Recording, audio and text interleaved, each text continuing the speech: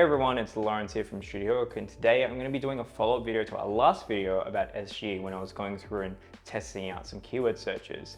The next question becomes, Lawrence, that's fantastic. You've shown us an overview of how it works, but how the hell do we optimize for SGE? It's a great question to ask, and right now there's a combination of things that you can think about. There's really speculation on what's going to happen.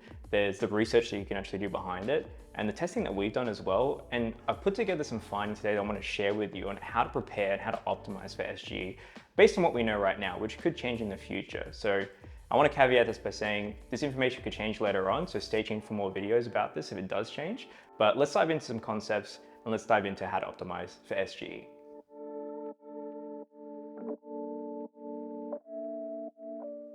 So the first thing to think about is the keyword differences that we're going to see, the query differences that we're going to see when SGE is released.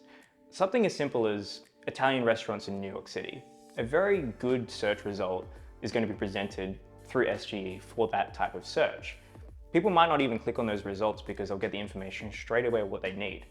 So when it comes to a search like Italian restaurant that's gluten-free and vegan, that's got outdoor seating, that's open from 7 p.m. to 11 p.m. and all those variations that might happen, that's going to result in more of a traditional experience on the search results, because SGE might struggle a little bit with those concepts, especially if it's really long tail, but the user is probably looking for more information about what type of restaurant they want to visit.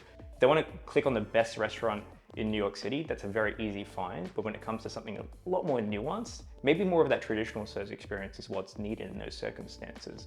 So keeping in mind, those keyword differences are going to be a lot to research through and a lot to consider around search intent in SGE. So following from that, thinking about keyword research and keywords in general, I have come up with this term called conversational keyword research, which I think is going to be quite a big factor when we're planning our content strategies for SGE. We're going to utilize different platforms like Reddit and Quora to find really long tail searches, and even utilize things like speaking to customers, having conversations with them and noting down the way in which they're asking questions about your business or product.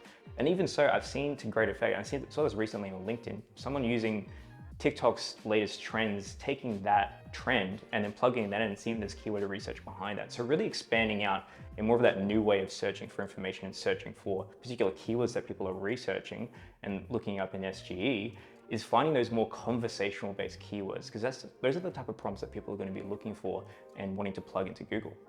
My next point is about becoming an authority in your particular niche or a subject matter expert.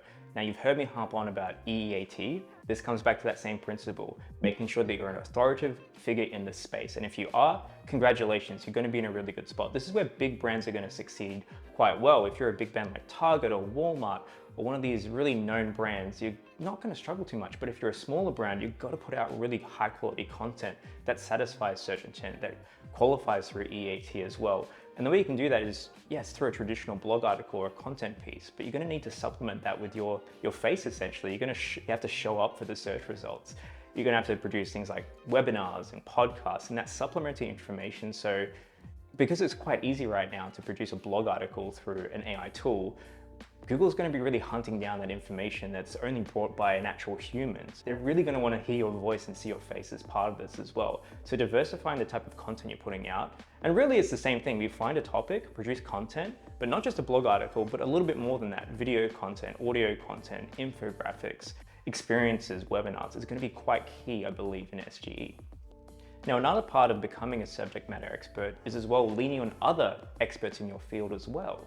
What you've noticed probably on YouTube is the collaboration between content creators a lot, and they're using that to leverage their own fan bases to share with another and essentially boost each other up. So doing things like expert commentary from other people in your field, not just yourself, so you don't have to be the only voice in your production of content, but you're leaning on other content creators who also have an authority and voice to leverage that content and really show Google, hey, this is coming from various perspectives and also various opinions to qualify and validate what content you're putting out.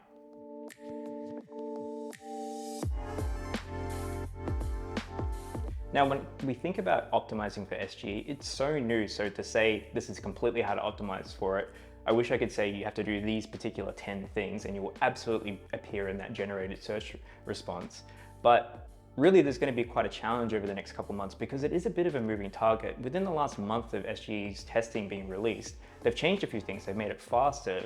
We've seen different firings or different keywords that sometimes it happens and sometimes it doesn't. And they're taking feedback on from experts in the community as well and integrating that into their search experience. So unfortunately, part of the challenge of trying to learn how to optimize for it is also figuring out, as a moving target, what to lean on. And I really come back to first principles of SEO. Look for those main signals. Look for those signals of being a really strong content producer, producing it with a lot of authority and trust, but also putting the consistency behind it as well. But keeping in tune and keeping updated on SGE is going to be quite important to learn how to optimize it for it in the future.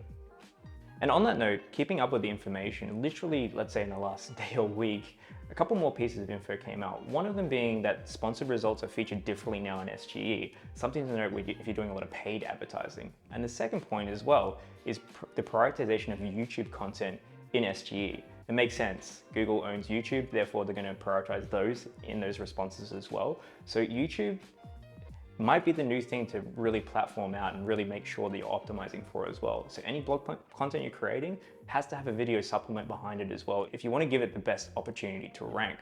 Something to consider in the future is the level of production you might need behind content too.